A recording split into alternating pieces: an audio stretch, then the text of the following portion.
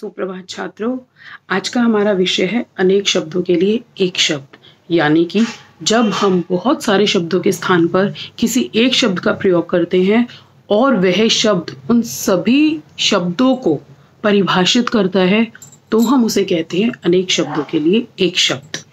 इससे भाषा पढ़ने, लिखने और सुनने में बहुत ही सुंदर और सटीक हो जाती है।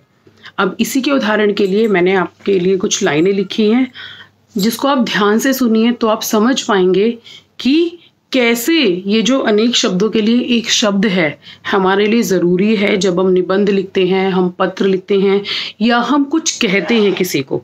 चलिए मैं गद्यांश पढ़ना शुरू कर रही हूँ, आप ध्यान से सुनिए। एक बार हम बैलों द्वारा चलाई जाने वाली गाड़ी से गांव जा रहे थे। बैलों द्वारा चलाई जाने वाली गाड़ी में हम 4 लोग थे, माँ, पिताजी, भूमि और मैं।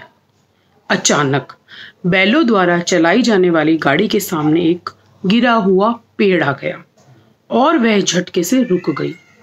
बैलों द्वारा चलाई जाने वाली गाड़ी के चालक ने आसपास के लोगों व पिताजी की मदद से उस पेड़ को हटाया।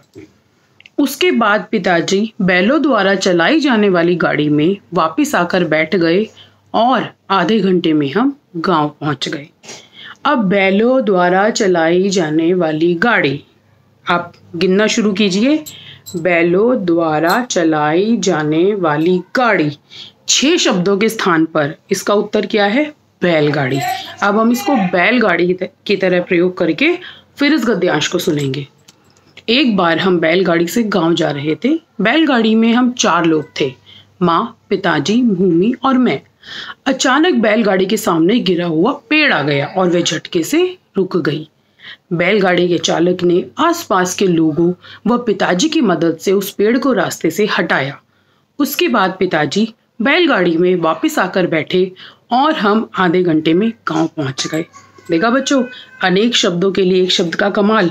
चलिए आप थोड़े से हंस पाएं, इसके लिए मैं 2 शब्द बताती हूँ जो हिंदी में बहुत बड़े हैं लेकिन उनका एक शब्द बहुत ही छोटा सा है। बटन। आप सब लोग जानते हैं बटन, हमारे कपड़ों में लगने वाले बटन। आपको पता है उसको वास्तव में क्या बोलते हैं? उसे बोलते हैं अस्त व्यस्त वस्त्र नियंत्रण यंत्र। ऐसे ही रेलगाड़ी को कहा जाता है लोहपथ गामिनी। चलिए आप आगे का कार्य कीजिए।